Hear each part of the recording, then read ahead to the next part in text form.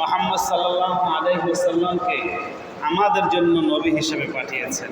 শুধুই কি আমাদের জন্য না, সমস্ত জগতের জন্য নবী হিসেবে পাঠিয়েছেন। সমস্ত জগতের সব কিছুর জন্য রহমত হিসেবে পাঠিয়েছেন। সুবহানাল্লাহ।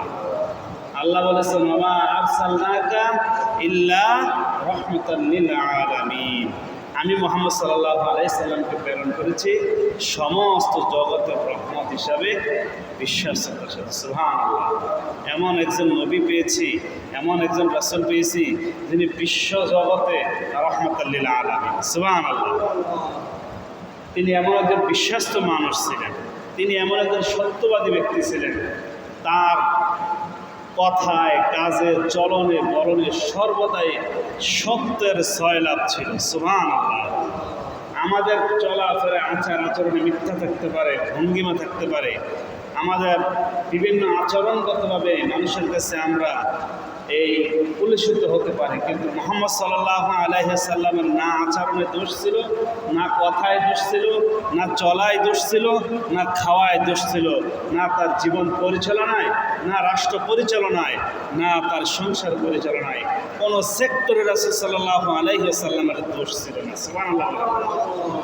তারপরও তার বংশের লোকেরা, তার চাচারা এবং কাফের মুশরিকেরা তার সাথে কত বেঈমানি করছে, তার সাথে কত নাফরমানি করেছে, কত মুনাফিকি করেছে তাকে মেরে ফেলার জন্য বাপদাদার ধর্ম নিয়ে। কিন্তু রাসূল পাক সাল্লাল্লাহু আলাইহি ওয়াসাল্লাম শুধু তাদের কাছেই সম্মানিত হন নাই, আমার আল্লাহ রাব্বুল আলামিন তাকে যথেষ্ট সম্মান দিয়ে পাঠিয়েছেন এবং তিনি তার সত্যবাদীদের দিয়ে তার চাল চলন দিয়ে, তার কথাবার্তা দিয়ে তিনি সকলের কাছে সত্যবাদী হিসাবে পরিচিত হয়েছেন। সুবহানাল্লাহ। তিনি এমন একজন নবী, এমন একজন রাসূল। সুবহানাল্লাহ। তাহলে সেই রাসূল পাক সাল্লাল্লাহু আলাইহি ওয়াসাল্লাম হচ্ছেন আমাদের নবী, যার পরে আর কোনো নবী আসবে না, আর যার পরে আর কোনো নবী আসার সম্ভাবনা নাই। রাসূল পাক সাল্লাল্লাহু আলাইহি ওয়াসাল্লাম বলেন, মাসালি ও মাসালুল আমবিয়াই কামাসালি কাসারিন হুসিনা বুনিয়ানু তুরিকা মিনহু মাওয়াদিয়াল ইবনাতি। আল্লাহর নবী সাল্লাল্লাহু আলাইহি ওয়াসাল্লাম বলেছেন, মনে করেন যে কোনো একজন ব্যক্তি একটা দালান তৈরি করেছে, একটা ঘর ইমারত তৈরি করেছে, সেই ঘরের সম্পূর্ণ জায়গায় সুন্দরভাবে কারুকাজ করা হয়েছে। একটা জায়গায়, একটা রুমের জায়গায়, একটা ফ্রন্টে ডিসপ্লেতে একটু জায়গা বাকি রয়েছে ইট গাঁথনি দেওয়ার। এখন যে আসে সে বলে, এই জায়গাটা কেন বাদ রাখলো, এই জায়গাটা কেন গাঁথুনি দিল না, এই জায়গাটা কেন বেসুন্দর, এই জায়গাটা অসুন্দর হওয়ার কারণে এই দালানটা সুন্দর লাগতেছে না। আল্লাহর নবী মুহাম্মদ সাল্লাল্লাহু আলাইহি ওয়াসাল্লাম বলতেছেন, আদম আলাইহিস সালাম থেকে এই পর্যন্ত অনেক নবী এবং রাসূল আগমন করেছে। আগমন করার পরে আম্বিয়া আলাইহিস সালাম, নবী করিম সাল্লাল্লাহু আলাইহি সাল্লাম সহ যত নবী আসছেন সকলকে দিয়ে নবীদের যে চাহিদা সেটা পূরণ হয় নাই। আমি মুহাম্মদ সাল্লাল্লাহু আলাইহি ওয়াসাল্লামের জগতে আসার কারণে নবীদের চাহিদা পূরণ হয়েছে। সুবহানাল্লাহ বলেন।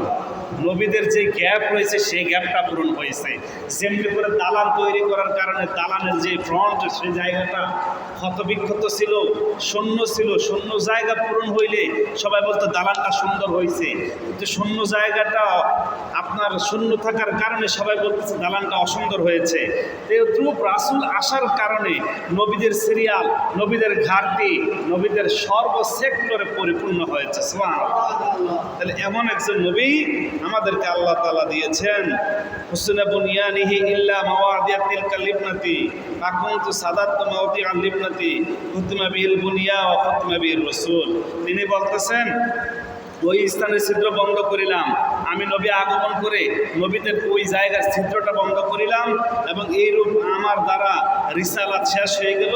হুতমা বিহিল বুনিয়া, আমার পরে আর কোনো নবী নাই।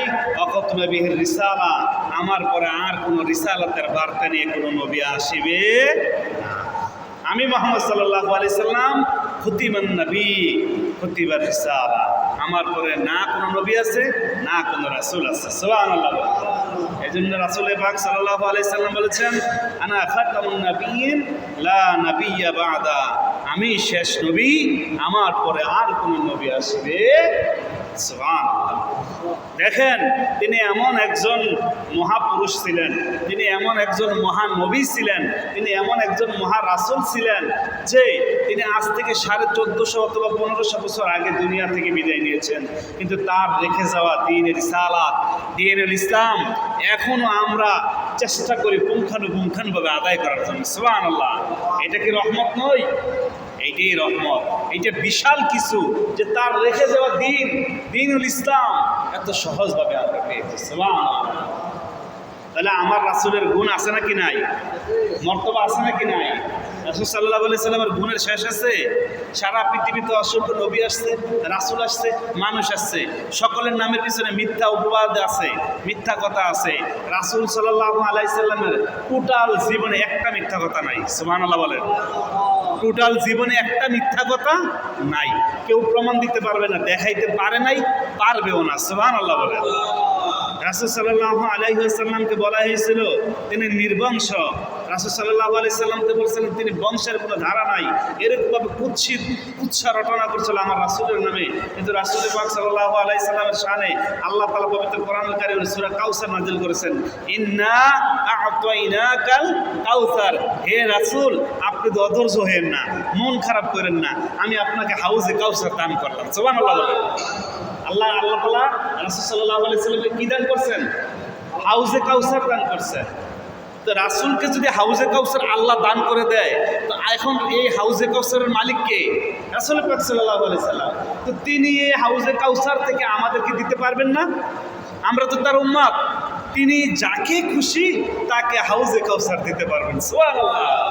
তাহলে ইন্না আ'তাইনাকাল কাউসার, আমি যে আপনাকে কাউসার দান করলাম, হাউজে কাউসার দান করলাম। হাউজে কাউসারের পানি পান করলে আর কোনো তৃষ্ণা থাকবে ভাই? কোনো তৃষ্ণা থাকবে না।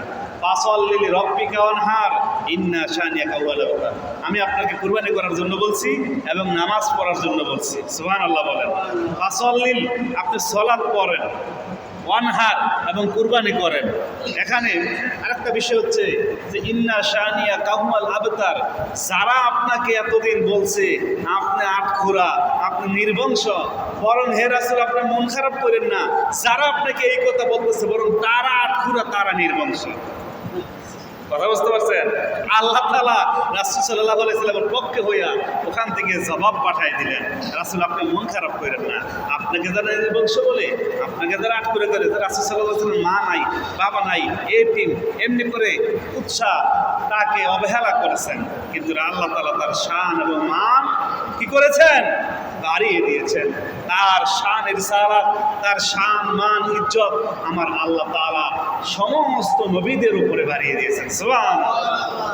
এমন একজন নবী আমরা পেয়েছি, সে রাসূল পাক সাল্লাল্লাহু আলাইহি ওয়াসাল্লাম এর সম্পর্কে হাদিসে আসছে, লাম্মা তারাফা আতামাল খুতিয়াতা ক্বালা ইয়া রাব্বি বিহাক্কি মুহাম্মাদিন লিমা গফারতা লি ক্বালা ওয়া কাইফা আরাফতা মুহাম্মাদ। বলতেছে রাসূল পাক সাল্লাল্লাহু আলাইহি ওয়াসাল্লাম বলেছেন, আদম আলাইহিস সালাম যখন তাদেরকে হাওয়া এবং আদম দুইজনকে বেহেশতে আল্লাহ তাআলা দিলেন, বেহেশতে দেওয়ার বলে বলছেন যে তিলকা সাজারা, ওই যে গাছটি দেখতে পারতেছ, লা তাকরাবাস সাজারা, তোমরা কি করো না, তোমরা ওই গাছের নিকটে যাইও না। কিন্তু শয়তানের প্ররোচনায় পড়ে হাওয়া আলাইহিস সালাম কি করলেন? গাছের নিকটে তার স্বামী আদম আলাইহিস সালামকে নিয়ে গেলেন এবং সেখান থেকে কি করলেন? ফল ভক্ষণ করলেন, সেখান থেকে গন্ধব ফল খাইলেন, গন্ধব একটা ফল, ওই ফলটা খাইলেন। যেই মাত্র ওই ফলটা খাইছে, ফলটা খাওয়ার সাথে সাথে কি করছেন? তাদের গায়ে থেকে, তাদের শরীর থেকে বেহেশতের পোশাকগুলো জোরে জোরে পড়তে শুরু করল। কথা কি বুঝতে পারতেছেন? আজকে কি একটু কি কথা বোঝা যায়? হ্যাঁ, একটু বোঝা যায়। জি, তাহলে তারা গন্ধব ফল খাওয়ার কারণে তাদের গা থেকে বেহেশতের পোশাকগুলো খুলে গেল। দুইজনে পৃথিবীর দুই প্রান্তে চলে গেল, বেহেশত থেকে তাদেরকে বাহির করে দেওয়া হলো। একজন গেলেন শ্রীলঙ্কাতে, আর একজন গেলেন আরবতে, মক্কাতে। এমনি করে আমার ভাইয়েরা, আমার বন্ধুরা, আল্লাহ রাব্বুল আলামিনের প্রিয় হাবিব বলেন, ক্বালা ওয়া কাইফা আরাফতা মুহাম্মাদান ক্বালা লিআন্নাকা লাম্মা খালাকতানি বিয়াদিকা ونفخت في من روحك ورفعت رأسي قرأت على قوم العرش। আদম আলাইহিসসালাম আল্লাহ তাআলার কাছে ক্ষমা চাইলেন, মাফ চাইলেন, এবং মাফ চাইতে চাইতে আল্লাহ তাআলা তো মাফ করার সিস্টেম তো রাখছেন তাদের জন্য, কিন্তু তারা এমন কান্না কাঁদলেন, কাঁদতে কাঁদতে কাঁদতে কাঁদতে চোখগুলা গা হয়ে গেল, চোখের পানি পড়ার জন্য একটা রাস্তা তৈরি হয়ে গেছে। আদম আলাইহিসসালামের দৈর্ঘ্য ছিল কত হাত, লম্বা ছিলেন কত হাত, কেউ বলতে পারবেন? 60 হাত লম্বা ছিল। কয় হাত? এই মসজিদ কয় হাত? আদম আলাইহিসসালামের লম্বা ছিল 60 হাত। তো 60 হাত যদি একটা মানুষ হয়, তিনি যদি কান্না করেন, অবশ্যই এদিক দিয়ে চোখের পানিতে একটা ড্রেন, একটা লোল হওয়ারই কথা। তো চোখের পানির একটা ফোয়ারা তৈরি হয়ে গেছে তার এখানে। আল্লাহ তাআলা তাদেরকে মিলাই দিলেন এবং বললেন, তিনি বললেন যে ওয়ানাফাখতা ফি মির রূহিকা, আল্লাহ আমি আপনার নিকটে মুহাম্মদ সাল্লাল্লাহু আলাইহি ওয়াসাল্লামের উসিলা করতেছি, আপনি আমাকে মাফ করে দেন। আল্লাহ তাআলা আদম আলাইহিসসালামের দোয়া কবুল করলেন এবং তাহাকে মাফ করে দিলেন। পরবর্তীতে আল্লাহ তাআলা বললেন, হে আদম, তুমি যে গন্ধম ফল খাইয়া জান্নাত থেকে বের হইলা, তুমি কার উসিলায় মাফ পাইলা, কি কারণে মাফ পাইলা? তিনি বলতেছেন, আল্লাহ আপনি যখন আমাকে আমার দেহের ভিতরে রূহ দিলেন, আদম আলাইহিসসালামকে তো মাটি দিয়ে তৈরি করছে, মাটি দিয়ে তৈরি করে তার অবয়ব তৈরি করে তার দেহ গঠন করার পরে তার ভিতরে কি দিলেন? রূহ দিলেন। আদম আলাইহিসসালাম বলতেছেন, আমাকে যখন রূহ দিলেন, আমি চোখ খুলে সর্বপ্রথম দেখতে পাইলাম আপনার আরশে মুআল্লা। সুবহানাল্লাহ। আল্লাহকে বলতেছেন, আল্লাহ চোখে খুলে তাকিয়ে দেখি আপনার আরশে মুআল্লা দেখা যাচ্ছে।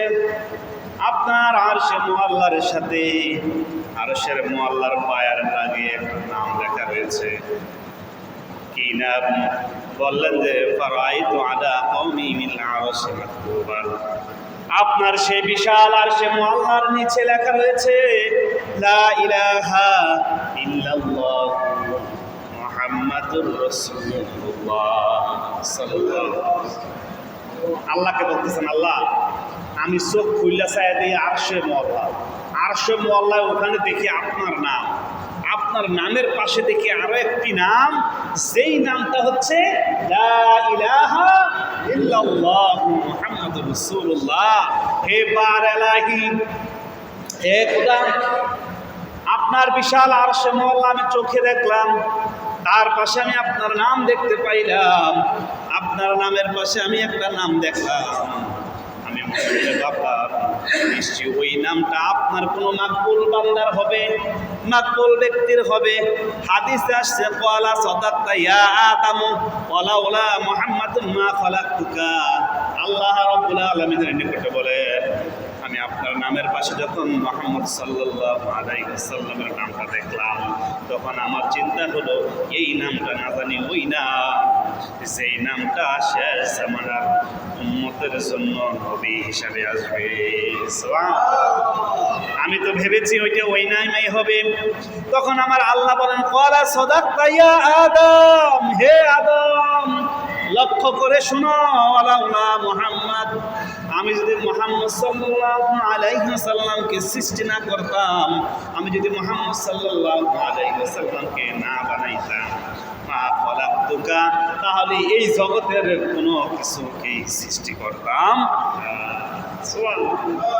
আমি যদি আদমকে সৃষ্টি না করতাম, তাইলে এই জগতের কোনো কিছুই সৃষ্টি করতাম না। সুবহানাল্লাহ। আমি যদি মুহাম্মদ সাল্লাল্লাহু আলাইহি সাল্লামকে সৃষ্টি না করতাম, তাহলে তুমি আদম সহ এই জগতের কোনো কিছুই আমি তৈরি করতাম না। তাহলে মুহাম্মদ সাল্লাল্লাহু আলাইহি ওয়াসাল্লামের উসিলায় এই পৃথিবী, এই জগৎ সব কিছু কে সৃষ্টি করছেন? আল্লাহ। সুবহানাল্লাহ। তাইলে আল্লাহ তাআলা আমার রাসূলের উসিলায় কি করছেন? এই জগৎ সৃষ্টি করেছেন। وقال صلى الله عليه وسلم إن أمي رأت في منامها أن الذي في بطنها نورا। আল্লাহর নবী মুহাম্মদ সাল্লাল্লাহু আলাইহি ওয়াসাল্লাম বলেন, তিনি বলতেছেন ইন্না উম্মি, নিশ্চয়ই আমার মা, তিনি বলতেছেন আমার মা স্বপ্নে দেখলেন তাহার গর্ভে নূর চমকাইতেছে। রাসূল সাল্লাল্লাহু আলাইহি সাল্লামের মায়ের নাম কি? আমেনা। তিনি স্বপ্নে দেখতেছেন কি তার গর্ভের ভিতরে নূর বিদ্যমান। তিনি সেই নূরের দিকে তাকাইলেন। রাআ ফি মানামিহা আন্নাল্লাযী ফি বাতনিহা নূরা ক্বালাত ফাজআলতু ইত্তাবিউ বাসার আর নূর ইয়াসবিকু বাসার।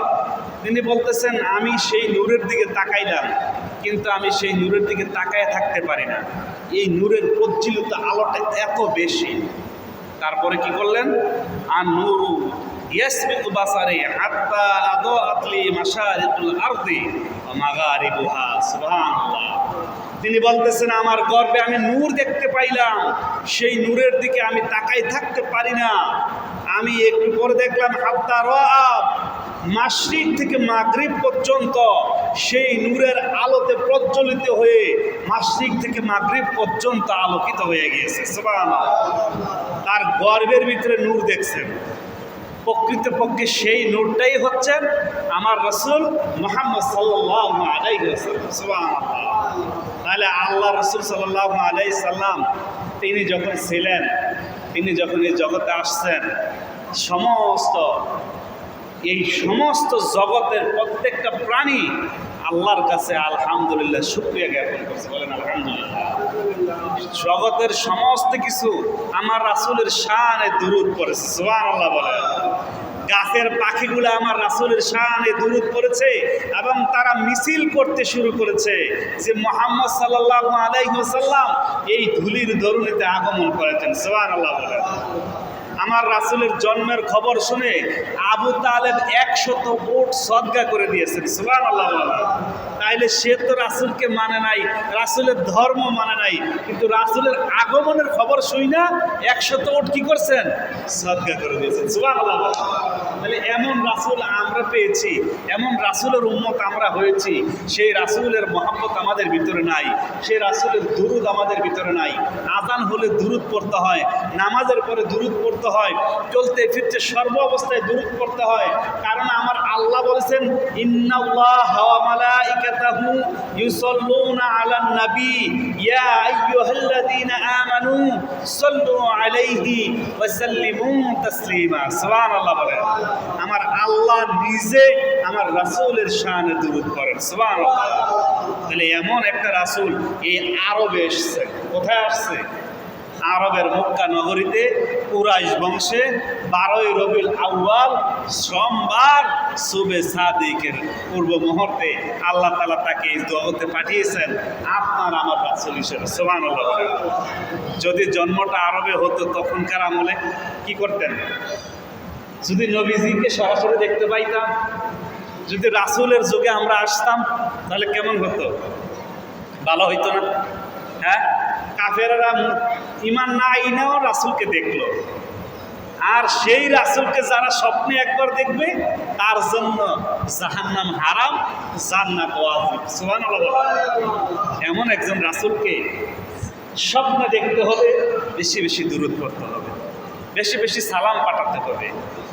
জন্ম আমার নবীর যুগে হলে কেমন হতো, জন্ম আমার নবীর যুগে হলে কেমন হতো, দুনয়নে রাসূল পাক দেখিলে কেমন হতো, দুই নয়নে রাসূল পাক দেখিলে কেমন হতো, জন্ম আমার নবীর যুগে হলে কেমন হতো, জন্ম আমার নবীর যুগে হলে কেমন হতো।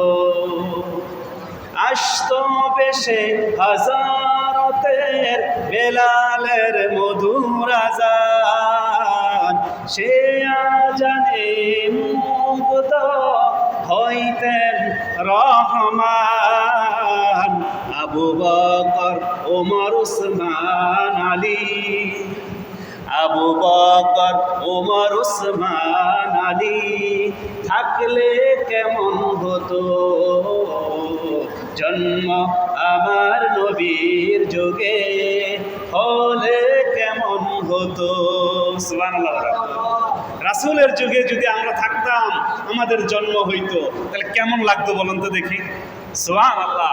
যে রাসূলের শান, যে রাসূলের মান এখন শুনলে হৃদয় কেঁপে ওঠে, যে রাসূলের নাম শুনলে দুরূদ পড়তে হয়, যে রাসূলকে দেখলে জাহান্নাম হারাম হয়ে যায়, জান্নাত আবশ্যক হয়ে যায়, যে রাসূলের দুরূদ আমরা পড়ি, যে রাসূলকে সর্ব অবস্থায় আমরা আমলের ক্ষেত্রে তাকে মানি, তাহলে এমন একটা রাসূলের যুগে যদি আমরা থাকতাম তাহলে কেমন হতো। সুবহানাল্লাহ। আমরা যদি আবু বকরকে পাইতাম, ওমরকে পাইতাম, আলীকে পাইতাম, কেমন লাগতো। সুবহানাল্লাহ। কেমন সাহাবী ছিলেন তারা, কেমন রাষ্ট্র নেতৃত্ব দিয়েছেন তারা, কেমন ইত্তেবাঈ রাসূল ছিলেন তারা, রাসূলকে কেমন ফলো করতেন, কত ভালোবাসতেন। সুবহানাল্লাহ। রাসূলকে এত বেশি ভালোবাসতেন যে তারা সব কিছু ছেড়ে দিয়ে রাসূলের পাশে লেগে থাকতেন, রাসূলের পাশাপাশি থাকতেন, রাসূল সাল্লাল্লাহু আলাইহি ওয়াসাল্লামের জন্য কোনো দিক দিয়ে কোনো কষ্ট না হয়। সুবহানাল্লাহ।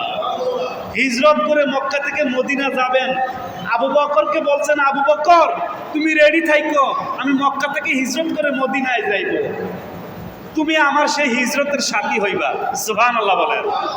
কবে হইবে, কোন দিন হইবে বলে নাই, কইছে যে আমায় মক্কা থেকে হিজরত করে মদিনায় যাব, ওই যাওয়ার পথে তুমি আমার সাথী হইবা।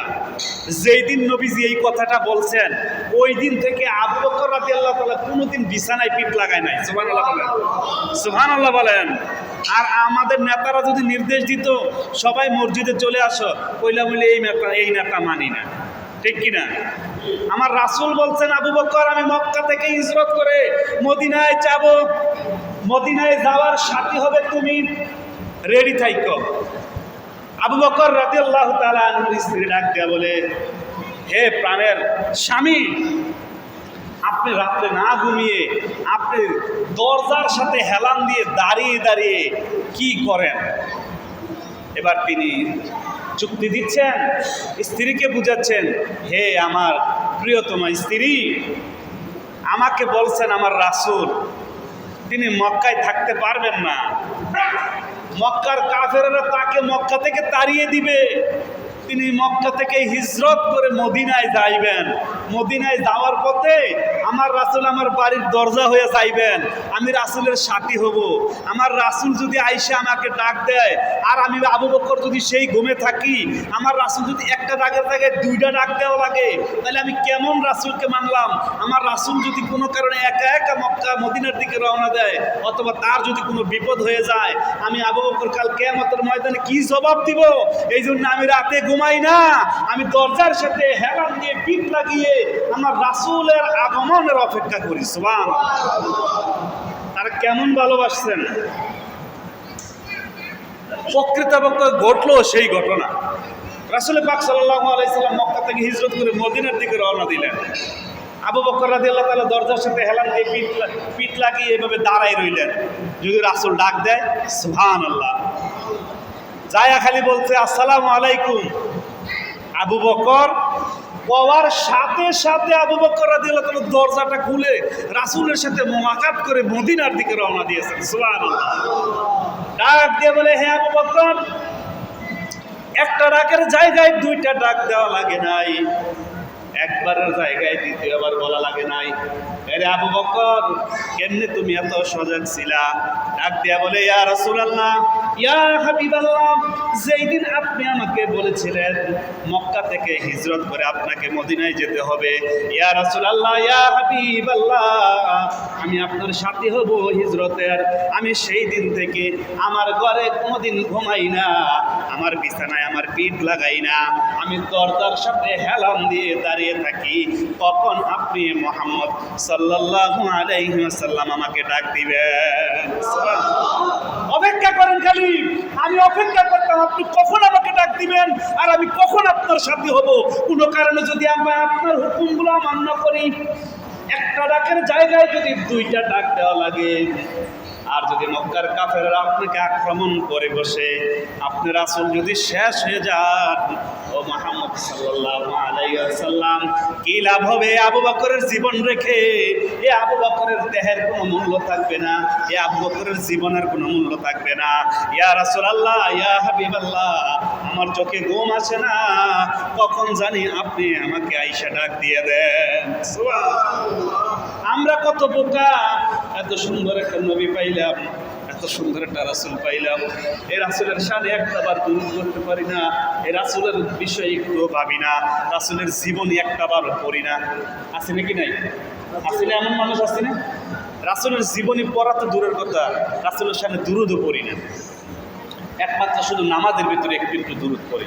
আল্লাহুম্মা সাল্লি আলা সাইয়্যিদিনা মুহাম্মদ ওয়া আলা আলি মুহাম্মদ কামা সাল্লাইতা আলা ইব্রাহিম ওয়া আলা আলি ইব্রাহিম ইন্নাকা হামিদুম মাজিদ। আর এই দুরূদের নাম হইছে দুরূদে ইব্রাহিম। যত দুরূদ আছে প্রত্যেকটা দুরূদে আমার রাসূলের নাম আছে। রাসূলের নাম ছাড়া কোনো দুরূদ নাই। রাসূল যেই জায়গায় নাই ওইটা কোনো দুরূদ না, রাসূল যেখানে আছে সেইটাই হচ্ছে দুরূদ। আমরা আমরা আত্তাহিয়াতুল কুতুব বলি আসসালামু আলাইকা আইয়ুহান নাবিয়্যু ওয়া রাহমাতুল্লাহি ওয়া বারাকাতুহু। আমরা সেখানেও আমার রাসূলকে সালাম দেই। সুবহানাল্লাহ বলেন। প্রত্যেকটা জায়গায় আমার রাসূলের নাম রয়েছে, আমার রাসূলের নাম রয়েছে। মুসলমানদেরকে আহ্বান করার না আযানের ভিতরে আমরা বলি আশহাদু আন্না মুহাম্মাদার রাসূলুল্লাহ। তারপরে কি পড়তে হয়? সাল্লাল্লাহু আলাইহি ওয়াসাল্লাম। প্রত্যেকটা জায়গায় আমার রাসূলের নাম রয়েছে।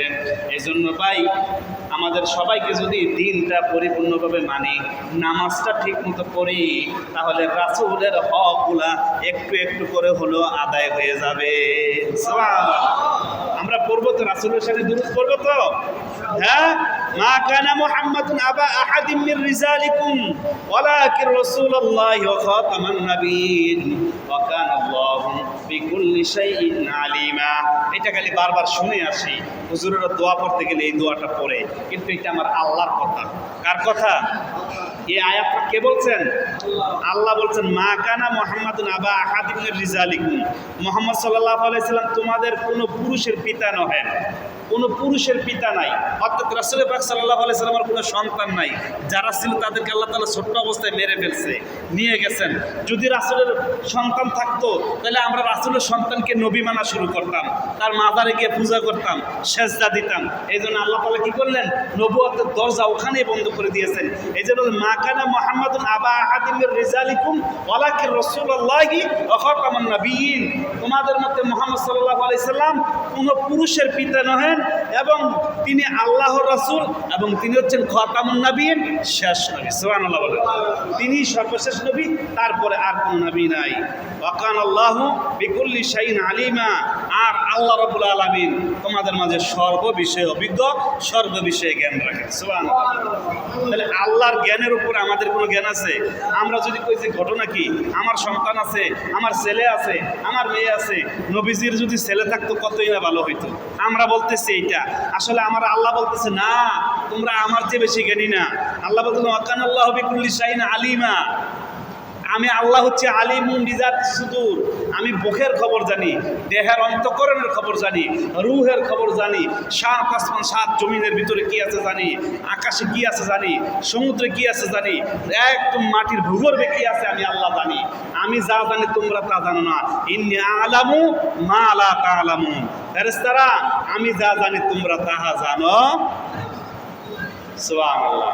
অতএব আমার আল্লাহ রাব্বুল আলামিন বললেন মুহাম্মদ সাল্লাল্লাহু আলাইহি সাল্লাম হচ্ছেন শেষ নবী।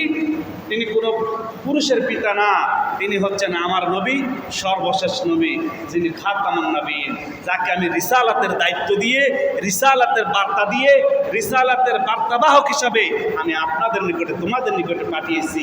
এবার তার রিসালাত, তার যে চিঠি, তার সেই বার্তা, তোমরা সেটা গ্রহণ করো এবং তাহাকে নবী হিসাবে মানো। আর বলো লা ইলাহা ইল্লাল্লাহু মুহাম্মাদুর রাসূলুল্লাহ সাল্লাল্লাহু আলাইহি ওয়াসাল্লাম। আল্লাহ তাআলা আমাদের সবাইকে কবুল করে বলি আমিন। আমরা যারা সুন্নাত পড়ি না, যারা